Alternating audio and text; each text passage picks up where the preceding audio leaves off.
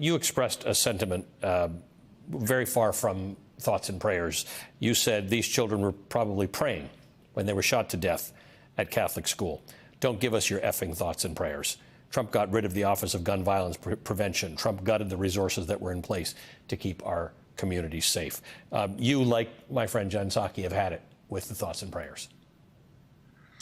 Yeah, and thanks for having me on. We've had it with the thoughts and prayers for years and for decades. I mean, I got involved in politics when I was 15 years old because I didn't want to get shot in school. Now I'm 28, and we're still dealing with the same thing over and over and over again.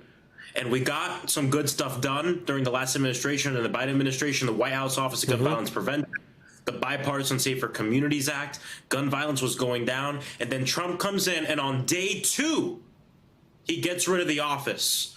And over the last several months, he's been getting rid of all these programs and all this funding, even mental health programs for schools, so we can help communities even after these shootings happen too.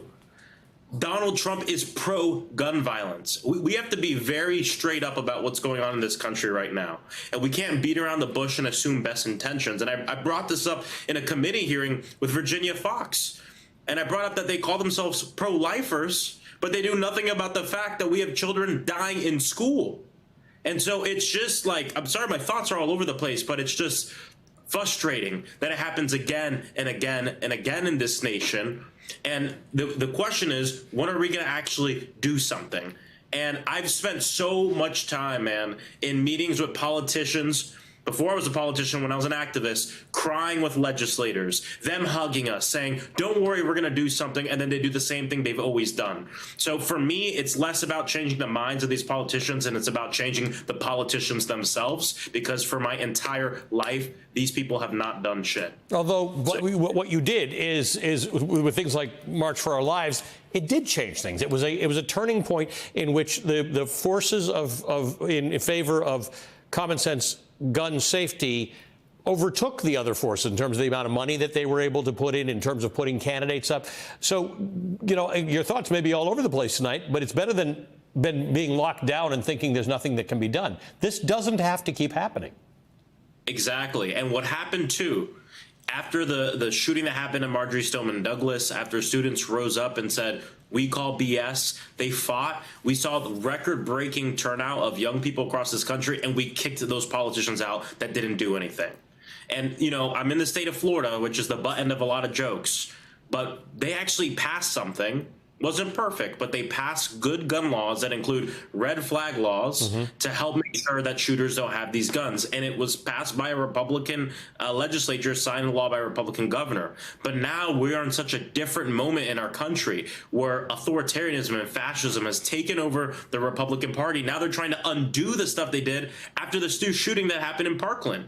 And so this is part of the reason why it's so important that we need, if you're pissed off about this, run for office. If you're pissed off about this, help someone run for office that's actually going to stand up for our people and for our children. Online, I have, you know, a bunch of MAGA people under my post, the one you just read, saying, oh, don't politicize this. Yeah. Don't politicize the death.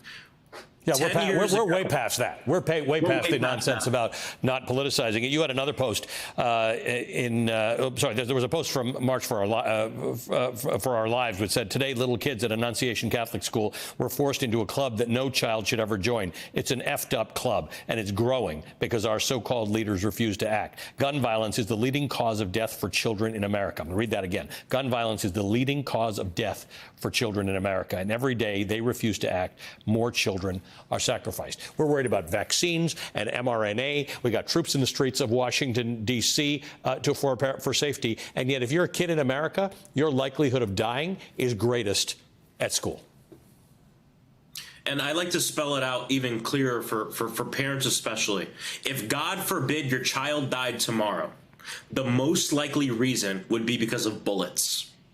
That's the country we live in.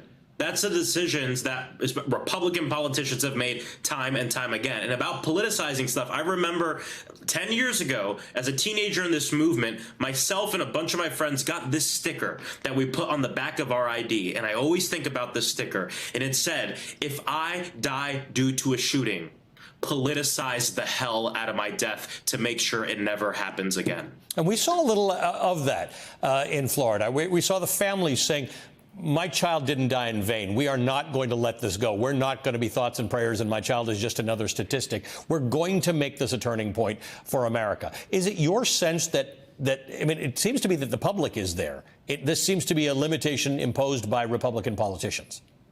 It's a limitation imposed by Republican politicians and the NRA, yeah. But it's not.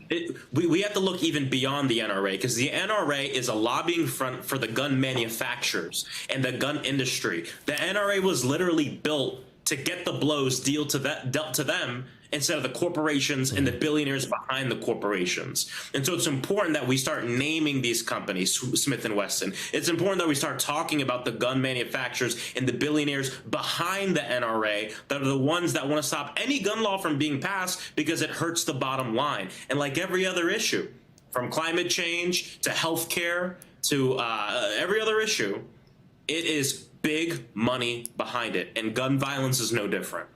Congressman, good to see you as always. Thank you for joining us tonight. Congressman Maxwell Frost of Florida.